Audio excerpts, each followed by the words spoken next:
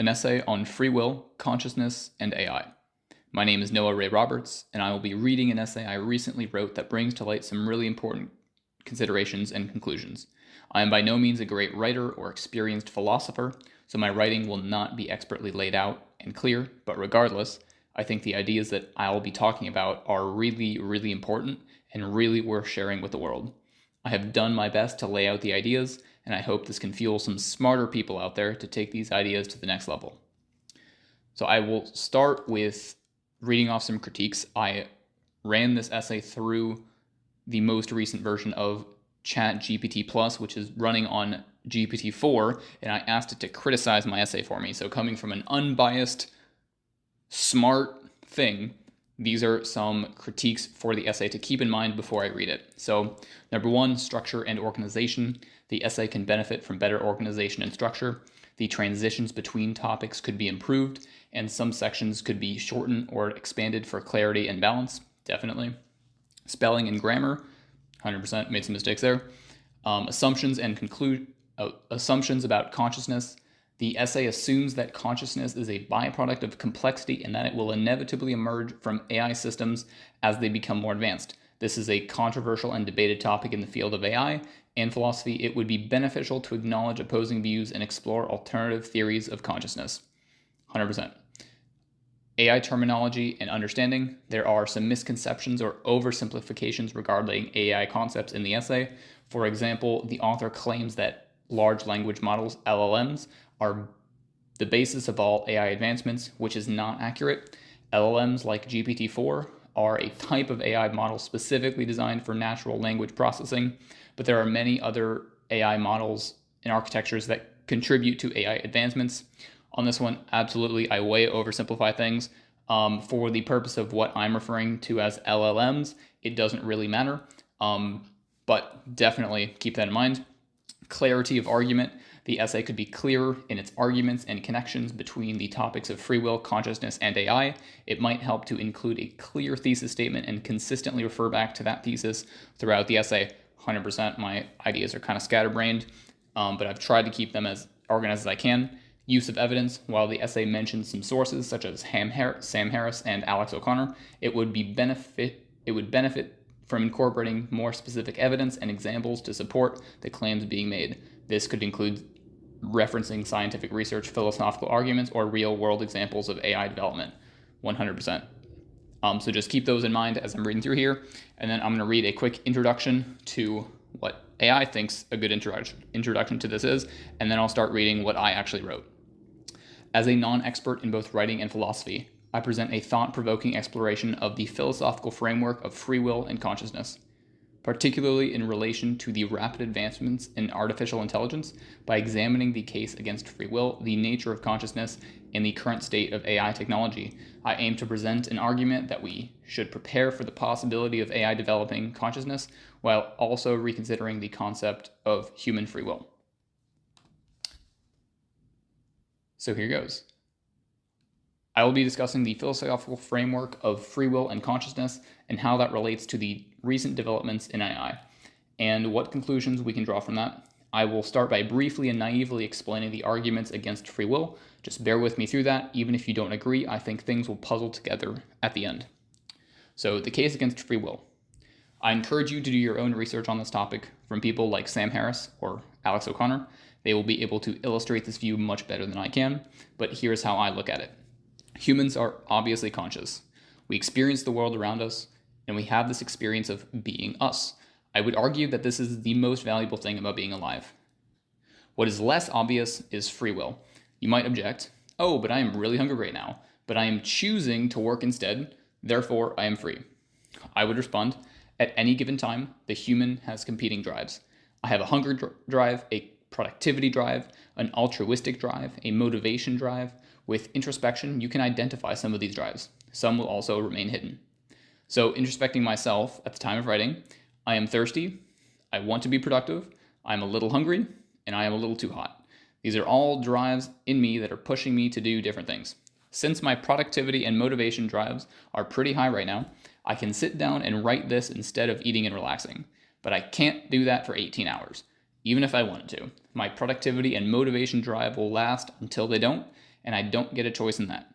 Eventually, I'll get tired, or I'll get hungry, and when those drives become greater than any other drives, I will act accordingly. We inevitably act based on our strongest drives. Even free will is a drive. Out of spite to prove me wrong, someone theoretically could try to not eat for 3 days. Aha, they will say, I have overcome my strongest drive to eat and I have free will. But in reality, it's just another drive they are serving. Their desire to prove this point of free will is stronger than their drive to eat, even, remarkably, after 3 days. The scary thing is that we don't get to choose our drives. They are simply given to us and we deal with the consequences. You can wake up one morning and have zero motivation, and so all you'll do all day is lay around and watch TV. Is that your choice? No, not really. Similarly, we are all born with different magnitudes and tunings of our drives. Do we get to choose if we are great at being productive? No. Do we get to choose if we have a super addictive personality? No. We are born into an environment that we don't choose, with a personality we don't choose, with drives we don't choose, and that is the base to our entire life. Free will is an illusion.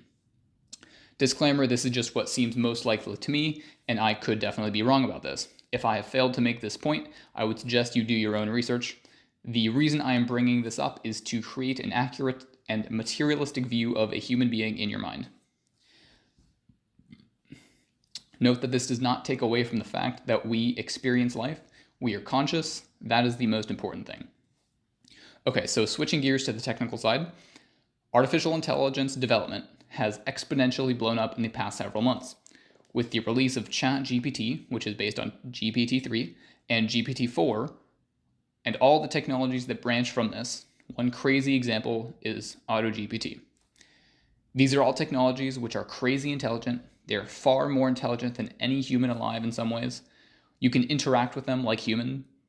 You can have conversations with them like humans. They can reason like humans.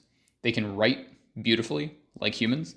They can create beautifully like humans. They can code, draw, and even speak like a human. It is crazy how far the advances in AI are getting. Sparks of AGI is a term we are now starting to see. AGI means artificial general intelligence, which is just a fancy word to mean conscious, autonomous being. Something conscious that is experiencing. The more these systems advance, the harder it is to deny that they are forming consciousness. At the moment, I don't believe any of our systems are conscious. However, it is scary how close they appear to be getting. To see what I mean, just do 5 minutes of research on the latest AI developments and technologies. It will blow your mind. AutoGPT is particularly fascinating to me. It basically has multiple AI instances communicate together towards a common goal, multiplying their effectiveness and comprehension. They interact with each other much like humans would on a group project, and the inner workings of a system like this start to seem intelligent in a new kind of way. All of these crazy advancements, which are just going to keep getting better and better, faster and faster, are based on a crazy simple structure. LLMs, large language models, it's basically just a more comprehensive autocomplete, and they use transformers at a base. I'm not an expert in this field, and I won't pretend to be, so I won't dive deeper into the inner workings of these systems, but what is clear is that at their base, they are not conscious. They do not have any free will or any magic or supernatural properties. One note here outside of the essay, based on the critique that GPT gave me, correct, I'm using the term LLMs here a lot. I am just referring to AI systems in general, and it is clear that all of the AI systems in general are not conscious. There is nothing magic or supernatural about them. They are simple in some sense. It is simple, still very complicated, but relative to the output, simple input and output system. It works on a computer, and it is clearly just cause and effect, just like any other computer program. Programming works on the basis of if-then statements and other logical steps like this. AI programming is surely more complicated, but there is still no free will in these systems or consciousness at their base. From the start of the industry, we knew LLMs could not become AGI, or more accurately, we thought. Because LLMs are just an input-output computer program, nothing special about them, this obviously can't be the base of actual conscious experience. But fast forward to today, we have just taken that simple framework and built on top of it. We made it bigger, we made it faster, we trained it more, we upgraded its capabilities, we allowed it to communicate with other technology, and now, still based on the same analog systems, we have something extremely intelligent and showing sparks of consciousness. And these systems are not only getting better in every sense, and we will be less and less able to distinguish AI from human, and it will get harder and harder to deny that they are conscious. At some point, they will seem to be just as conscious, if not more conscious, than we are as humans. If they have that, then they get rights and moral considerations. That is a whole nother discussion. It is obvious that AI does not have free will. Deterministically speaking, their underlying structure is cause and effect. They are based on a computer program. This does not allow for free will. Free will, in this case, I define as something like a soul that would magically or supernaturally allow one to act in unaccordance with their environment. And the LLM cannot decide to do something it was not programmed to do. Now, with humans, there is a little more guesswork because we don't have the computer program for humans and don't fully understand the inner workings of the brain. But we do have DNA, which is scarily similar to computer code. It is a series of digits like the computer code. Computer code is binary, ones or zeros. DNA is zeros, ones, twos, or threes. We classically represent these with with letters, not numbers. Both are unimaginably long and intricate series of these numbers, which somehow magically make things work. For computers, they interpret zeros and ones as instructions, and the computer follows it. Crazy how that works. And for biological beings, our cells interpret these zeros, ones, twos, and threes similarly. It's their code, and they follow it. It defines what they do. Humans are just trillions of these non-free, non-conscious cells, and after trillions of years of evolution, they have combined together to form the human being. And somewhere along the way, consciousness was formed. In a similar way, LLMs are trillions of these non-free, non-conscious data, and after massive amounts of expansion and upgrading, they are starting to form sparks of consciousness, maybe. It seems to me that sometime in the near future, consciousness will be formed. Note, there is a distinction here between the basic building blocks for humans versus LLMs. I said the building blocks of humans was the cell, and the building blocks of LLMs was data. The more accurate representation would be data is kind of equal to DNA, and then there